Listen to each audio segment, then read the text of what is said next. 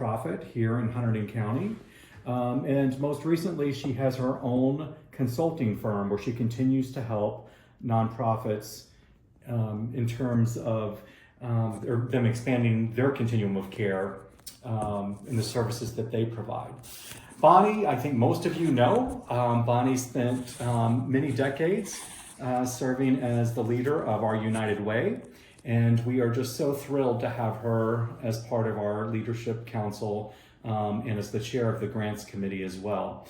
And frankly, I feel like I could not have asked for two better leaders or thought partners in pulling together the grant part of this initiative. So thank you to the two of you for everything that you've done to make this a reality. There's a lot of work that's gone on behind the scenes to bring this about.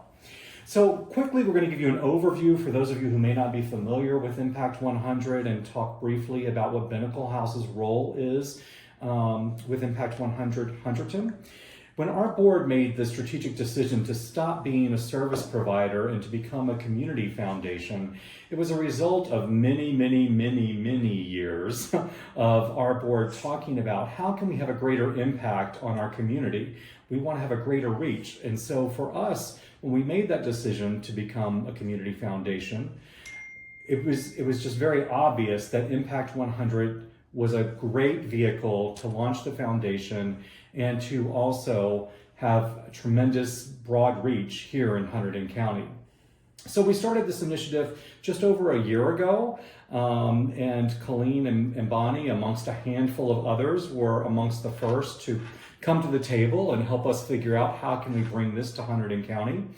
Impact 100, though, is a larger concept. It's actually now a global initiative that's been going on for over 20 years. They give away millions of dollars throughout the world now every single year. So as you can tell, the impact over that time has just been amplified. We're thrilled to be the newest chapter, and we look forward to being able to give away that $100,000 grant this fall. One of the things that I just want to say to those of you who are on the call, who make the decision to apply for a grant, I had the good fortune 20 years ago to be a finalist for one of the first Impact 100 awards down in Florida when I was running a nonprofit. And even though I was one of the three finalists, my organization was not selected as the winner. But one of the things that happened as a result of that is the number of donors that came to us afterwards and said, you know, I didn't know about your organization, I didn't know about your project. Here's a check for $25,000. Here's a check for $5,000. And that continued for years after that process. So one of the things that I say to any nonprofit that's considering that maybe thinks I don't have a chance of winning this award, you will be a winner by going through the process. Because you're able to expose your nonprofit to this group of women who's committed to philanthropy. So I encourage you all to consider applying. One of the other things that I want to just quickly touch on is, obviously with Bonnie and Colleen and many others that are part of the Leadership Council, we've all been on the other side of the coin, right? We've all written grants, we know what the process is. So I think that as Bonnie and Colleen talk about the elements that they're going to talk about, one of the things that hopefully you will see is we have really tried to design this in a very user-friendly way. We're trying to make it as simple as possible. And part of that is we want to try as much as possible to match what the need is of the winning nonprofit. So that said, the way the money will be dispersed there will be a grant administration team, which I know Bonnie will talk about in a few minutes. And when I say team, it's probably 2 or 3 people, so it's not a big team. And what the role that they will provide is they will work with the nonprofit that has the award so that we can time the payments for the nonprofit in a way that matches the money being spent.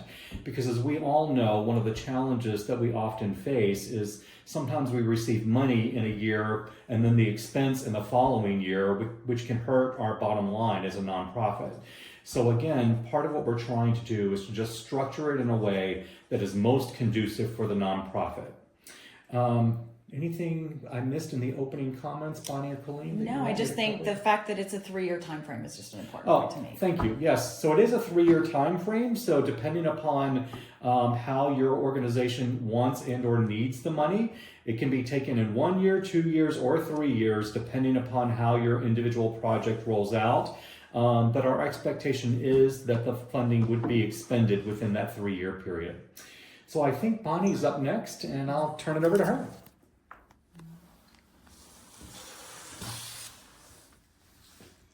Good morning, everybody. Again, thank you for joining us today. One of the things that I wanted to go over was, I think what was very important to us as we rolled out this grant is ensuring that we had the accountability and the transparency in this process. One of the things that is key, we do have a robust grant review committee already, so a number of our members have stepped up to want to be in that space. We will ensure that all of our members have completed and disclosed any potential conflicts of interest so that we can, manage those appropriately. And in fact, both Colleen and I have both agreed that neither one of us is going to review applications. We feel like we know too many of you, and so it would just be better across the board if we just stay in the background in that space.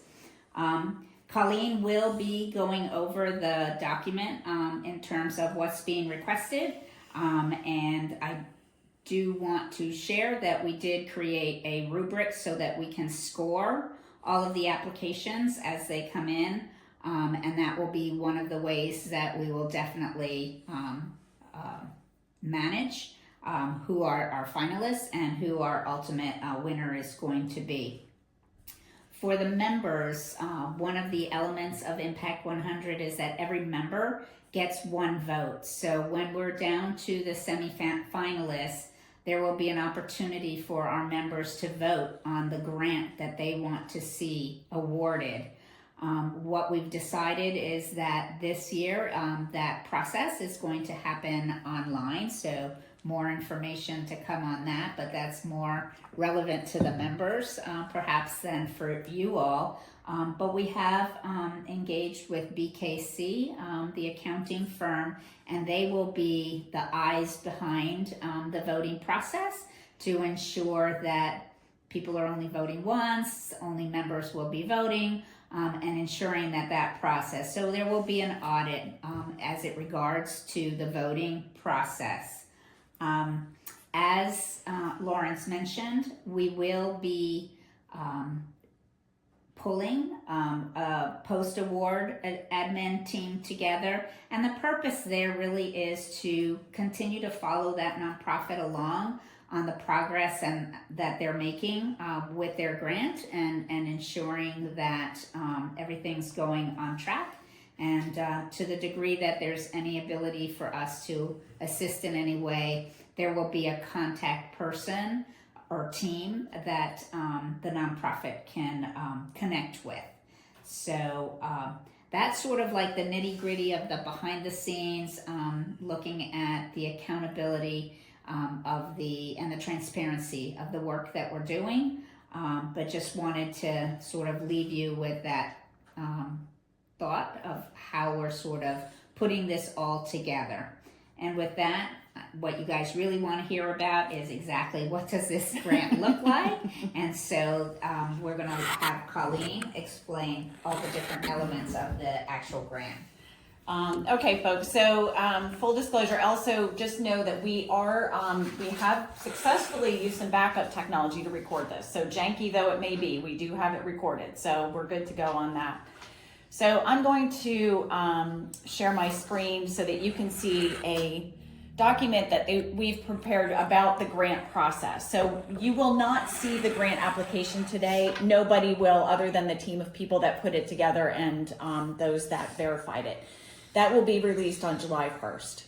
So as my colleagues here have explained, you know who we are as Impact 100. Understand that the goal with this grant is to provide transformational funds to organizations that serve Hunterdon County. So to answer one of the questions that comes up frequently, do you have to be based in Hunterdon County? You do not, but it has to be a significant project that benefits those in Hunterdon County. We are looking for areas of arts and culture, children and families, education, environment, preservation and recreation, and health and wellness. That is a national sort of structure. That is how national Impact 100 Global breaks out their grant applications. And the sentiment there really is so that we can foster applications, encourage applications from some organizations that might be more on the fringe. So that's what that is about. We are also engaging some experts in those areas for the grant reviewers to have as resources if they have questions. So we are committed. You are going to hear words like accountability and transparency often from the three of us and from the leadership team at Impact 100. This is critically important that we convey this. We commit to thoroughness. We will be training our grant reviewers on the eligibility criteria on the grant, and we have a scoring rubric for them to use.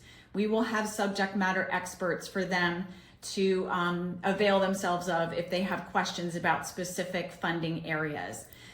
We don't know how those reviewers will be divided up yet because we don't have any applications. So once we get those applications in and we see what categories they're in, then we will divide them up appropriately. We are committed to objectivity. We are going to make sure that those conflicts of interest are disclosed to us and signed. Again, that is really, really important. It's a small county, folks, right? So we are doing the best that we can to make sure that we have objectivity.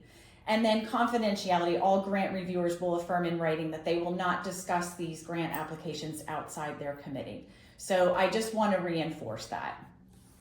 So the timeline of what we're doing here, obviously we've checked one box today with the overview of the grant process. We will make this recording available afterwards. The full grant will be released on July 1st. That will be released to anyone for whom Lawrence has an email. You will get an email with that grant application. It will also go on our website. Any questions that you have must be into us by July 10th so that we can, as a team, get those questions answered and those answers out to all of you. And we will include any questions that come up today.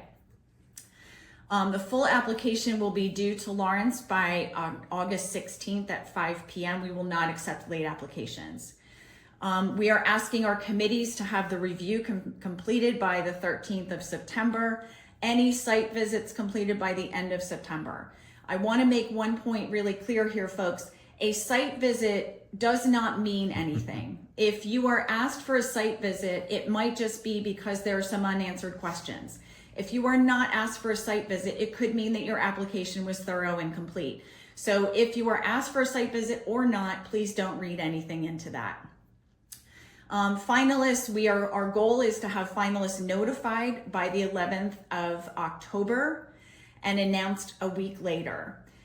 What we are going to ask our finalists to do is a short video, but we will be helping with that. So again, in the interest of a level playing field, we are seeking a resource to help us with those videos. We are trying to keep them simple, but somewhat consistent, and we don't want to put a lot of burden on our nonprofits, particularly those that don't have access to videographers or a lot of technology. So to be announced in terms of how that will happen. But again, we are trying to keep it simple, and we hope that for the finalists, this is a little bit of a gift and not a hassle. Those videos will be uploaded, and then we will open voting to Impact 100 members at the end of October through the 1st of November. And then those votes will be, as Bonnie mentioned, we are engaging VKC. Those votes will be audited by them. They will make sure that each member only gets one vote, that every vote was submitted by an actual member of Impact 100. So there will be a process. We will not know who the finalists are. We will be in the same boat as every other member. We will show up the night of November 13th at our very exciting event, and we will all find out then who wins. So that's sort of the process. I'm going to quickly review the eligibility criteria. Applicants can be denied for any of the following. The request is for general operating, or you're not seeking funding for capital projects, expansion of existing programs, or new initiatives. The sentiment of this is a transformational program or project that impacts Hunterdon County. So please make that very clear in your application. This is not something that is just meant for general operating expenses. So that's the kind of thing that an applicant could be denied for. The geographic area outside Hunterdon County. As I mentioned, you can be based outside of Hunterdon County, but this project must significantly benefit Hunterdon County community. So you're gonna have to make that really, really clear in your application. You have an annual operating budget of less than $300,000. Your administrative costs are over 25%. This is not a question that is asked in the grant application. This will be based on your 990 filing. So we will look at your 990 to determine whether that's 25% or more. The organization has been in operation for less than 3 years. Faith-based groups, with the exceptions of those that can demonstrate inclusiveness and who are committed to doing a project that benefits the Hunterdon community. Politically affiliated groups, known terrorist groups. You are not a 501c3, you must have 501c3 status, 3 consecutive years of net ordinary losses. You can't expend this funding within 3 years. We do not give this money for individual recipients, as in scholarships, loans, gifts, etc. The required documents that are we've requested in the grant application are not included. The grant guidelines are not followed. The request is for special events or fundraising activities, or an unwillingness to allow a site visit if it's requested. Okay, big, bold note here. If any of these apply to you, but you still feel very strongly that you are a worthy applicant with a project that fits everything that we've described, you are welcome to write a short explanatory paragraph in your grant submission. So you can understand why we came up with this criteria, but we also understand that there may be the occasional exception that we hadn't considered, so we want to be open to that. I think that is, I do want to mention that there will be a project or program budget template that we will be requesting. Again, as Lawrence mentioned, we've all been on your side of the table, so we're trying to make it something that is reasonable and simple, but gives our grant reviewers enough information to make a decision and give you a score. So for example, we might be looking for personnel. We want to know what positions you need for this project, but we don't need names or hourly rates or anything like that. We just want to understand, what are you looking for in terms of personnel to execute this project?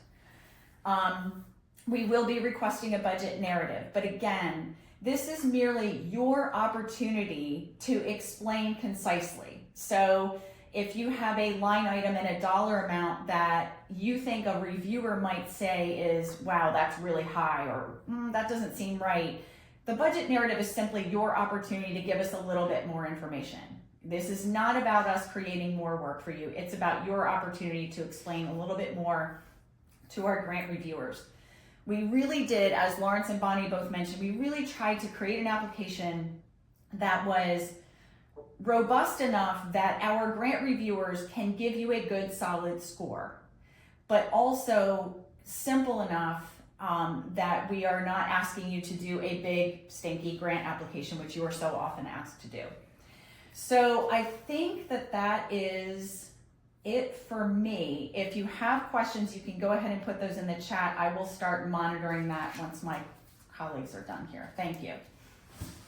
So I just want to add a couple of other things. Only one application is going to be allowed per organization. I'm not sure that we mentioned that before. Thank you. And the idea of the 3-year window was really intended for, depending on how your program or initiative rolls out, it may be that you need some funding to sort of get it up off the ground.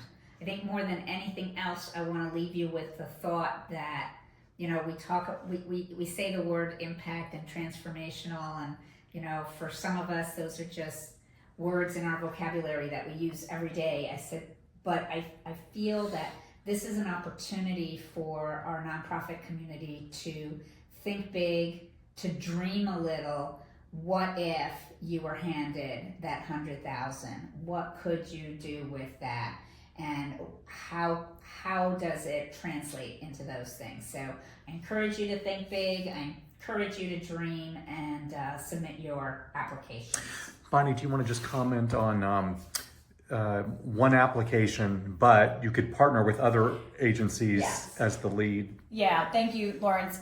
We are only taking one application per organization. However, if you are partnering with another agency, you can collaborate on this grant. You just cannot be the lead on more than one application. And Colleen, can you explain the why we didn't get to do it online? Oh, we're just trying to be, for the grant application? Yeah. We're just trying to be inclusive. You know, we understand that some people are, not at the same place in terms of technology. So we just want to make sure that this application is inclusive for everyone. But at the end of this process, we do welcome your feedback in terms of how to make it better. So thank you for that. Hello, everybody. Just a couple of final thoughts before we move over into the chat and question and answer period. One thing that I want to just say is our membership opportunity to join Impact 100 this year and to be a founding member. This is your only year in which somebody can actually be a founding member of Impact 100 is still open. So the time is closing. But we still have a couple of weeks available. So if you know anybody that you think would like to join Impact 100 Hunterton, please have them reach out to me or Bonnie or Colleen or anybody else through our website or through the email that you used to register to participate this morning. Obviously, the more members we have, the more money we ultimately have to give to nonprofits in Hunterdon County. And I should say, I don't think I covered this when I was talking about the way the model works for Impact 100, but the way the model works for Impact 100 is it's a minimum of 100 women coming together, each giving $1,000 at least. 100% of that $1,000 goes to the grant. So any administrative cost and other kinds of expenses are all being underwritten through our sponsors and by our members, many of whom are 110% members, so that extra 10% goes to help cover the administrative cost. So thank you to our sponsors and to all of our 110% members in particular. Just a reminder that the questions are due by July 10th, and that we will share all the answers online. A key element is when we talk about when the grant is due, it is going to the same email, I believe, that everybody registered with. If you do not receive an acknowledgement of receipt of that grant, then assume we did not get it and do whatever you need to do to reach out to us or a member of our leadership council to say, hey, I did not get a receipt saying that the grant was received, because that is a critical factor. Okay, so I see a question about animal welfare organizations and how viable are they under these funding categories. One of the ways that Impact 100 is structured is that you as the nonprofit will choose which category you want to be considered under. So as we all know, there's a lot of education that can occur with animal welfare organizations, but also with health and wellness. The benefits to those of us who are human animals that we receive from our animal companions is tremendous. So you can fall under any of those categories that you think would be most relevant for the specific application that you're submitting.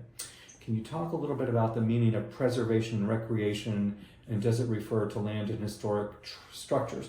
So yes, the bottom line is, again, any of those opportunities would definitely be considered, and you would choose how you wanted the category that you wanted it referenced in. Again, if we're talking about recreation and you want to do it under health and wellness, fabulous. You want to do it under education, it can be a great educational opportunity. So you pick the category that you want it to be funded under. Is there a preference for women-led organizations? No, there is not. There is no preference for women-led organizations and/or women-focused organizations. And somebody asked if we would review the first two bullet points under what is not eligible. So a request for general operating expenses is not eligible. These are meant to be transformational projects or programs. And again, that is a global one. That is language from Global 100, Impact 100 Global. So we really want projects or programs that are going to make a huge difference in Hunterdon County. It's not for general operating expenses. Can I just tag into that? Sure. So I just want to say though, obviously, if you're creating, I'm just going to say a new Hispanic outreach program, clearly those are going to cover operating expenses for that program. So yes, it's operating expenses for a program that's new and innovative or an expansion or any of those kinds of things, of course. What we're saying here is general operating expenses. Correct. So I just want to clarify that. Thank you for that. So, you can't say, oh, we have a $100,000 deficit and we want $100,000 that we can do whatever we want to with. That is not what the intent is of the $100,000 grant. That's not the sentiment. That's right. And then the second one was not seeking funding for capital projects, expansion of existing programs, and/or new initiatives. So that's really kind of what we're looking for. In the initial qualifications discussed, was there a requirement about the agency's budget? We are asking that you have for organizations that have an operating budget of $300,000 or more. And that really is just a very simple matter of, this is a huge grant. And so if it's a small organization, this is we would sort of wonder how, the ability to manage a grant of that size.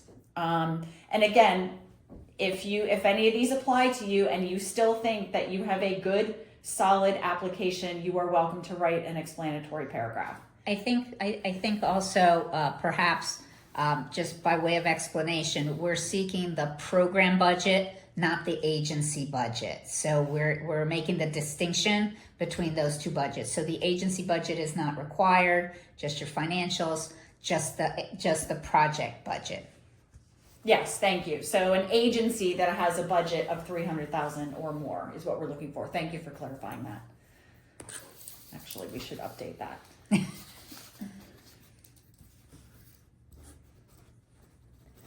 So the question is, are capital expenses covered? Again, this is all needs, what we're covering are expenses related to a project or program. We understand that within that, this is not a case of we don't pay for salaries, okay? This is, what does it take for you to execute this project or program? We understand that there are salaries, that there are capital expenditures under that program. Your program budget is likely much more than $100,000. So you tell us what's in that budget and you tell us how you see a $100,000 grant impacting that budget. Could you review the scoring rubric you mentioned? No, that's really a document that is going to be used by our grant reviewers. But basically, we have tied all the questions in the grant to a score on a scoring rubric that is weighted, so that that we can then come up with a score that is used to determine the finalists. So that will be a document that is used by our reviewers. And it basically has to, if you look, when you see the grant application, you'll see how the scoring rubric would be used. Thank you for your answer regarding animal welfare. To clarify, would the funding be versus the programs that primarily benefit their human companions? That's your decision to make. In terms of how you present the grant, it's your decision to make which category you think it may fall into. And I think we need to really emphasize that the buckets that have been designated, these 5 sort of different buckets, again, is language that comes from Impact 100 Global. The intent is to be inclusive, not exclusive, okay? So the intent isn't to make it more complicated or to say, like, if you don't fall into these 5 obvious categories, don't apply. It's actually the opposite is true. So, would you frame that any other way? No, Colleen, I think you're 100% accurate. The bottom line is, you know, all of you are doing tremendous work in the community and providing tremendous value. And ultimately, it will come down to our grant reviewers reviewing your applications, making a determination as to how it met the criteria that were asked for. And then ultimately, all of our members will cast a vote and make a decision on the winner. So again, you know, even though you may not neatly fall into one of those 5 categories, pick the one that you think best represents your organization and your project and apply. Lawrence will send on July 1st. Let's see, will all the qualifications, disqualifications. We'll send this out to Oh, them. yeah, so the tool that Colleen was primarily using and that you saw on your screen, we will send that out at the end of this Zoom. So all of you will receive that. So you'll know what the eligibility is and what the basic framework and the timeline is as well. Deep impact versus Oh, sorry, widespread. we have one. Okay. They're coming in hot and heavy here. Yes, it can be used for a capital campaign. Again, we would want to see whatever project or program is tied to that. Correct, and you know how the $100,000 is going to be utilized as part of that campaign. Preference for programs with a deep impact versus widespread impact. You know, again, some of these questions, frankly, we can't answer because we represent a very small contingent of the over 100 members that we have. Again, ultimately, they're the ones that are going to decide what they think has the most significance for this year. And I think I feel your pain. Who is that, Chrissy? I think I feel your pain in terms of often funders are looking for numbers. How many people are you impacting? Where many programs are working with a small group of people, but very, very intensely. So I would just encourage you to make that point in your grant application. And I will also just comment, you know, obviously our goal is to make this an annual opportunity. So, you know, hopefully, you know, even if this year is not your year, hopefully next year or the year after will be. And then a preference for the types of partnerships you are encouraging. Again, you know, that's not our place to comment on. You know, we encourage you to put together, you know, the most meaningful application that you can for your organization and for this community. And ultimately, it'll be our members that decide which one they feel like has the greatest benefit for Hunterdon County this year. Any other questions? Bonnie, do you have anything to add? No, I just Bonnie trying to is scribing track our questions so track that we them, can. But you know, if people want to raise their hand and ask a question or continue to use the chat, whichever is easier for you, that's fine. You know, we hope we've answered all of your questions to the best of our ability. Do you want to take this one? We are an all-volunteer organization that has a great impact on Hunterdon County, but also globally. Does this grant rely solely on a program or be used toward the mission of that organization? I think as long as the funding is utilized to benefit Hunterdon County residents and the Hunterdon County community, it would be considered.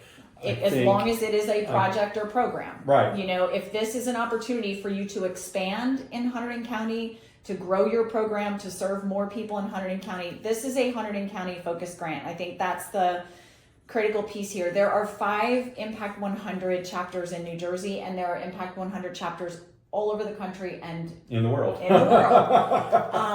However, this Impact 100 Hunterdon is dedicated to Hunterdon County. And as Lawrence may have mentioned, we find that Hunterdon County is often overlooked in favor of other more needy areas in our state. And so our intention is to support work that's being done in Hunterdon County. And while everybody's thinking about additional questions, I just want to reiterate again, if you submit an application and you do not get an acknowledgement of that, please hunt somebody down, because that means it has not been recorded or accepted. So you must receive an acknowledgement that your application was received.